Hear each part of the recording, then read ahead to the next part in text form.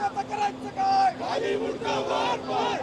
सरकार मोदी सरकार मोदी सरकार मोदी सरकार मोदी सरकार मोदी सरकार मोदी सरकार आमचे प्रतिनिधी दत्ता कनवटे आपल्यासोबत जोडले गेलेले आहेत। दत्ता, छत्रपती संभाजीनगरमध्ये युवक काँग्रेसचे आंदोलन पाहतोय, नेमक्या काय मागण्या आहेत, काय सांगाल?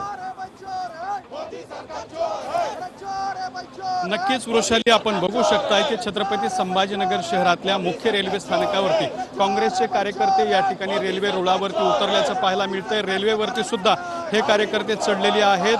जी काही मत चोरीचा आरोप राहुल गांधींनी केला होता त्या विरोधामध्ये हे सगळे कार्यकर्ते आपण बघू शकताय की रेल्वे रोखून या ठिकाणी आंदोलन करत असल्याचं आपल्याला पाहायला मिळतंय।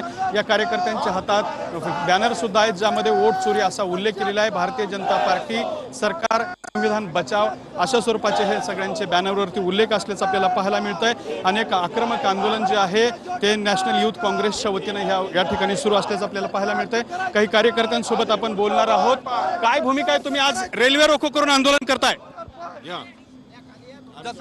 नक्की आपण बघू शकता की सगळे कार्यकर्ते रेल्वेच्या समोर चढलेले आहेत आणि या ठिकाणी आंदोलन सुरू आहे। काय भूमिका आहे? घोषणा जसं की आपण बघितलं, राहुल गांधींनी पूर्ण डेटा समोर मांडलेलं की सरकार कसं चुकीच्या पद्धतीने वोट चोरी करून या सरकारने सरकार स्थापन केलं। मोदी सरकारच्या निषेधार्थ आणि जे वक्तव्य आमच्या नेते राहुल गांधींच्या विरोधात देवेंद्र फडणवीस किंवा मोदी सरकारच्या कोणत्याही नेत्यांनी वापरले त्याच्या निषेधार्थ आज आम्ही छत्रपती संभाजीनगर येथे एनएसवाय तर्फे व युथ काँग्रेस तर्फे रेल रोको करून याचा निषेध आम्ही नोंदवलेला आहे। आणि आता जर हे सरकार थांबलं नाही तर यापुढे अजून तीव्र पद्धतीने आम्ही निषेध नोंदवत राहू।